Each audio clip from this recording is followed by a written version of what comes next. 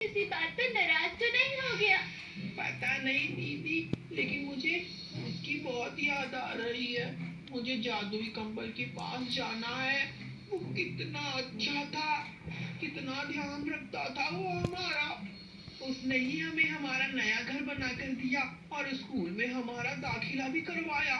लेकिन पता नहीं वो क्यों हमें छोड़कर चला गया। यहाँ सोनू और मुन्नी जादुई कंबल के लिए परेशान हो रहे थे और वहाँ जादुई कंबल सुनील की बातें सुनकर परेशान हो रहा था। देखो, अब बहुत हो गया तुम्हारा। तुम अपने बच्चों के नाम पर ब्लैकमेल कर रहे हो, तो कभी अपनी बूढ़ी माँ के नाम पर। अब मैं तुम्हें कुछ नहीं दूंगा। मुझे सोनू और मुन्नी के पास जाना है। सुनील जादुई कंबल को अपने घर से जाने ही नहीं दे रहा था और वहाँ रजत और अनीता जादुई कंबल को अपने घर में ढूंढ रहे थे। तभी वो उसे ढूंढने के लिए बाहर गए तो उन लोगों को सुनील के घर से कुछ आवाजें सुनाई दी। उन्होंने उसके घर को झांक कर देखा तो जादुई कंबल वहीं पर था। तो वो तुरंत ही उसके घर के अंदर पहुँच गए। तुम्हारी हिम्मत कैसे हुई हमारे घर से हमारी जादुई कंबल को चुरा कर लाने की? मैं अभी के अभी तेरे ऊपर पुलिस का केस कर दूंगा।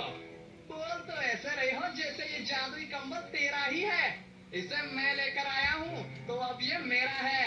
जा यहाँ से। वो दोनों आपस में झगड़ने लगते हैं और उन दोनों के झगड़ने की आवाज जादुई कंबल को ढूंढ रहे मुन्नी और सोनू तक पहुंच जाती है। वो दोनों जब उनके घर देखते हैं तो जादुई कंबल वहीं पर था। वो जल्दी से अंदर आकर जादुई कंबल को उठा लेते हैं। हम दोनों कब से तुम्हें ढूंढ रहे हैं जादुई कंबल, तुम क्यों चले गए थे? हाँ जादुई कंबल, पता है हमें तुम्हारी कितनी याद आ रही थी। अरे अब तुम दोनों यहाँ कैसे आ गए और तुमने इस कंबल को उठाया कैसे? मुझे इस कंबल को दो, ये कंबल मेरा है। अरे चुप रहो तुम।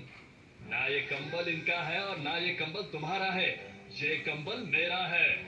उन लोगों को लड़ता हुआ देखकर मुन्नी और सोनू डर जाते हैं और वो दोनों कंबल को छीनने के चक्कर में मुन्नी और सोनू को धक्का दे देते हैं, जिससे वो दोनों गिर जाते हैं और उन्हें चोट लग जाती है।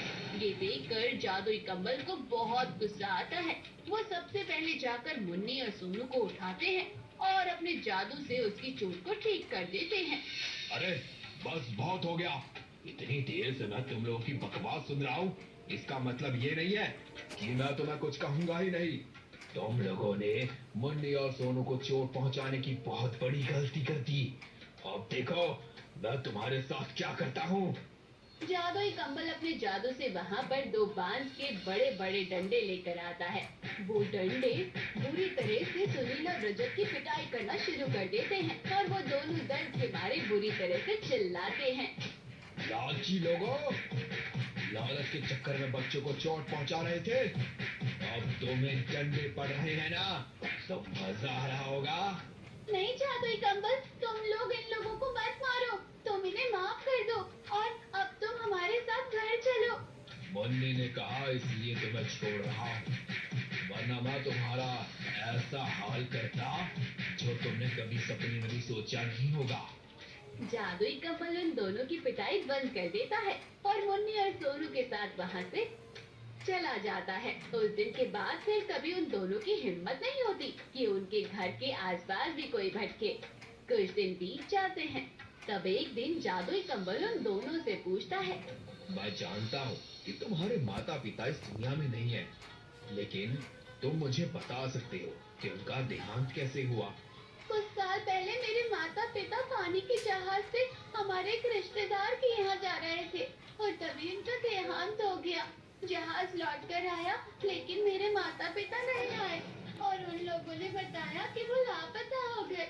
और समुद्र में लापता होने का मतलब तो तुम समझ ही सकते हो ना।